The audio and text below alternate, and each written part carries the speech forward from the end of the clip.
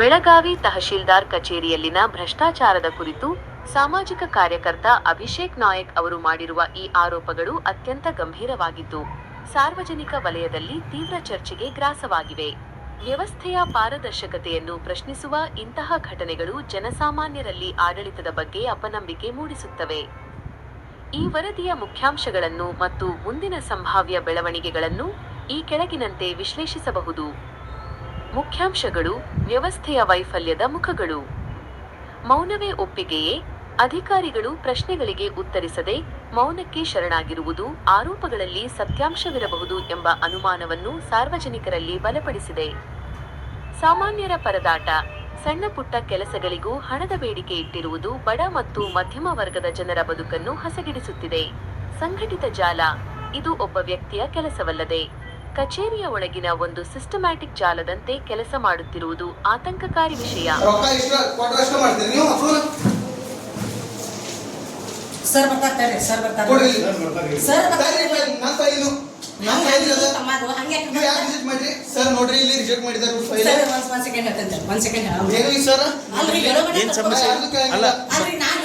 ರೊಕ್ಕ ಕೊಟ್ರೆ ಅಷ್ಟ ಫೈಲ್ ಅಪ್ರೂವ್ ಮಾಡ್ತಾರೆ ಅಂತ, ಇಲ್ಲಾಂದ್ರೆ ಮಾಡೋದಿಲ್ಲ. ನನ್ನ ಕಡೆ ರೆಕಾರ್ಡಿಂಗ್ ಎಲ್ಲ ಇದಾವೆ, ತೋರಿಸ್ತೇನೆ ನಿಮ್ಗೆ ನಾನು.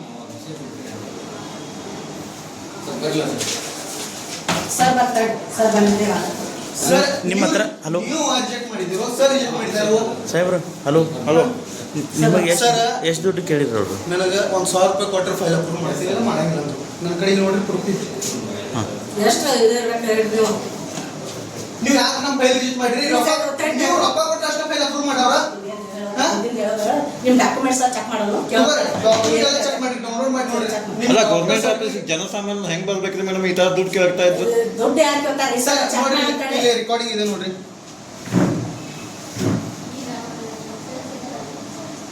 ಇವರು ಯಾರೋ ಬಂದ್ರೂ ಇವ್ರು ಕೆಲಸ ಮಾಡಂಗಿಲ್ಲ, ದುಡ್ಡು ಕೊಟ್ಟರೆ ಅಷ್ಟೇ ಕೆಲಸ ಮಾಡ್ತಾರೆ. ಇವರು ಡೈರೆಕ್ಟ್ ಕೇಳ್ತಾರೆ, ರೊಕ್ಕ ಕೊಟ್ಟರೆ ಅಷ್ಟೇ ಫೈಲ್ ನಾ ಅಪ್ರೂವ್ ಮಾಡ್ತೀನಿ.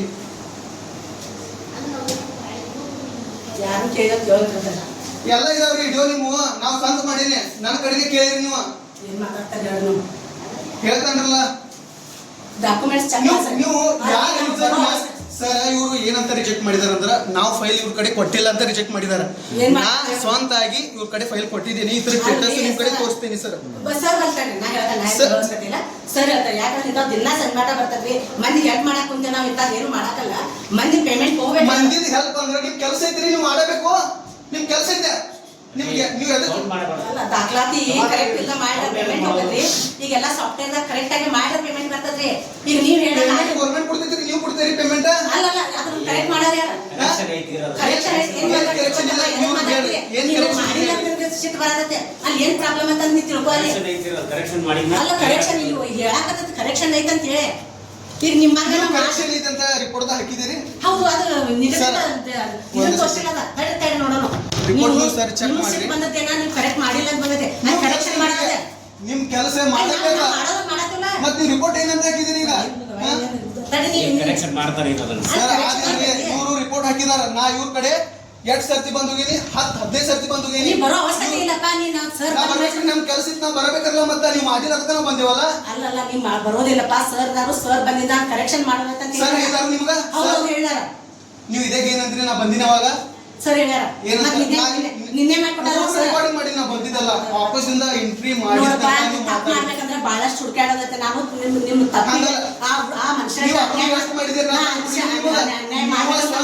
ನೀವು ಸ್ವಂತ ಎಷ್ಟು ಅಪ್ರೂವ್ ಮಾಡಿದಿರಿ ರಿಪೋರ್ಟ್ ಕೊಡ್ರಿ. ನೀವು ಲಾಗಿನ್ದಾಗ ನಿಮ್ ಫೈಲ್ ನಾ ತೆಗೆದು ತೋರಿಸ್ತೇನೆ. ಎಷ್ಟು ನೀವು ಅಪ್ರೂವ್ ಮಾಡಿದಿರಿ, ಎಷ್ಟು ರಿಜೆಕ್ಟ್ ಮಾಡಿದಿರಿ, ಹೆಂಗ್ ಮಾಡಿದಿರಿ ಅದು ತೋರಿಸ್ತೇನೆ ನಾನು ನಿಮ್ಗೆ.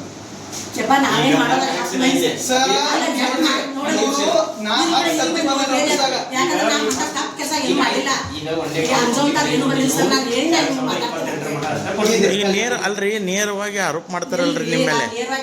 ತಪ್ಪು ತಿಳ್ಕೊಂಡಾರೆ ನಾ ಮಾಡಿದ್ದಂತ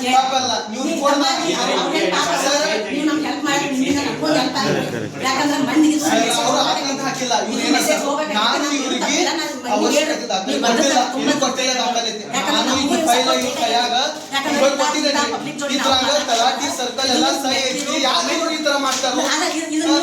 ರಿಸೈನ್ ಮಾಡಿ. ಇದು ಪಬ್ಲಿಸಿಟಿ ಆಗಲಿ, ನಿಮ್ಮಿಂದ ನಮಗೊಂದು ಮೆಸೇಜ್, ನಮ್ಗೆ ಹೆಲ್ಪ್ ಆಗಲಿ.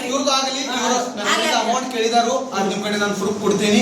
ಎಲ್ಲ ಏನಾಯ್ತಂತೆ ಸರ್ ರೆಕಾರ್ಡ್ ತೆಗೆದಾರಂತ ಅಲ್ಲೇ ನನ್ನ ಕಡೆ ವಿಡಿಯೋ ಇವರು ಕ್ಯಾಶ್ ತಗೋ ನನಗೆ 500 ರೂಪಾಯಿ ಕೊಟ್ಟರೆ ನಿಮ್ಮ ಫೈಲ್ ಅಪ್ರೂವ್ ಮಾಡ್ತೀನಿ ಇಲ್ಲ ಅಂದ್ರೆ ಮಾಡಂಗಿಲ್ಲ. ಡೈರೆಕ್ಟ್ ಕೇಳಿದಾರು ನನ್ನ ಕಡೆ ವಿಡಿಯೋ ಇದಾವೆಲ್ಲ ಡೈರೆಕ್ಟ್. ಮತ್ತೆ ಈಗ ಸಿದಾಗಿ ಬಂದೆ ಬೆಳಗ್ಗೆ ಸರ ಮತ್ತು ಯಾಕೆ ರಿಜೆಕ್ಟ್ ಮಾಡಿದಿರಿ ಅಂದ್ರೆ ನೀವು ದಾಖಲಾತಿ ಕೊಟ್ಟಿಲ್ಲ, ನೀವು ಫೈಲ್ ಕೊಟ್ಟಿಲ್ಲ. ನಾನೇ ಬಂದು ಸ್ವಂತ ಫೈಲ್ ಕೊಟ್ಟು ಹೋಗಿನಿ. ಆ ರಿಪೋರ್ಟ್ದಾಗ ಆನ್ಲೈನ್ ನೀವು ಚೆಕ್ ಮಾಡ್ಬೋದು, ದಾಖಲಾತಿ ಕೊಟ್ಟಿಲ್ಲ ಅಂತಾನೆ ಐತಿ. ಇವ್ರು ಪ್ರತಿ ಟೈಮ್ ದುಡ್ಡು ಕೇಳ್ತಾರೆ. ಕೇಳ್ತಾರೆ ಹರ್ ಟೈಮ್. ಇವತ್ತು 7 ದಿವಸದ ಡ್ಯೂ ಐತೆ ಸರ್, ಅದ ಇವತ್ತು ರಿಜೆಕ್ಟ್ ಮಾಡಿದ್ದಾರೆ. 7 ದಿವಸದಾಗ ಅವ್ರು ಏನಂತ ಆ್ಯಕ್ಷನ್ ತಗೋಬೇಕು, ಅದನ್ನ ಮಾಡಿಲ್ಲ ಅವರು. ಈಗ ನಿಮ್ಮ ಹತ್ರ ಏನೇನು ಪ್ರೂಫ್ ಅದಾವ್ರಿ?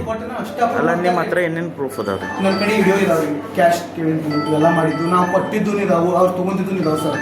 Okay, thank you. ತಮ್ಮ ಹೆಸರು ಹೇಳ್ರಿ. ನನ್ನ ಹೆಸರು ಅಭಿಷೇಕ್ ನಾಯ್ಕ ಅಂತ ಸರ್. ಇರೋದು ಬೆನ್ನಾಡಿ.